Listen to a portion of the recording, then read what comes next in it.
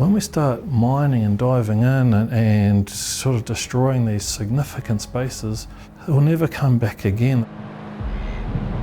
Ka māma ke te tuku whakaetanga mō ngā maina, ngā rua kohatu me ngā mahi hanga I te takutai, heoi, kei te āwangawanga a Manaia Cunningham. By the time you've extracted it, taken out their operation costs and putting on the market, there's no way we can compete to what other countries around the world are doing. There's better ways and better solutions than the sort of current thinking of this crown right now. Nō tēnei marama I puta te whakatau a te kāwanatanga mō ngā panonitanga ki te ture Whakahaere Rawa, a kua māma ke te tukanga tuku whakaetanga mō ngā ahumahi, tango rawa. Engari, e ai kia Cunningham, he nui ngā pānga kino ki te Taiao.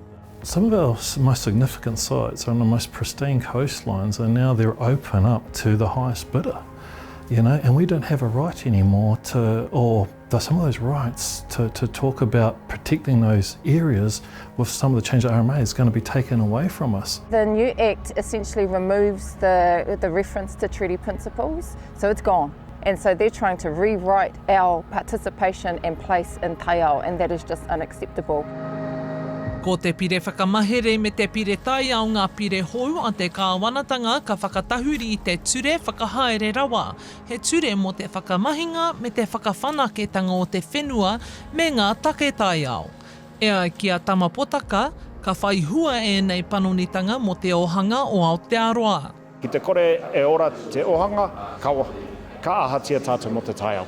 Nā reira me haere ngā tai era momo kaupapa. So that's a perpetual sort of business model of keep extracting our resources, and with the money we make from extracting, then try to heal what we've done. It doesn't work. There's other economic ways. Engari, e whakapono tonu ana a Cunningham. Some of our whānau, some of our rūnanga have very, very good, strong and political influence with their local district council, with the local regional council. Don't be scared to lobby and to discuss and think. Encourage people to encourage those good relationships to influence better decision making. I think one of the key things is that submissions close on February 13th. So everyone should be getting their submissions in and having your say about what you want to retain and stretch. Ka rea no e nei pire hou kia tū hei ture, a ka tūwhera tonu ngā tuku whakaaroa te marea mo te pire whakamahere me te pire Taiao ki te tekau mātoru o pe puere. Hora Kairangi Nicholas, Tahu News.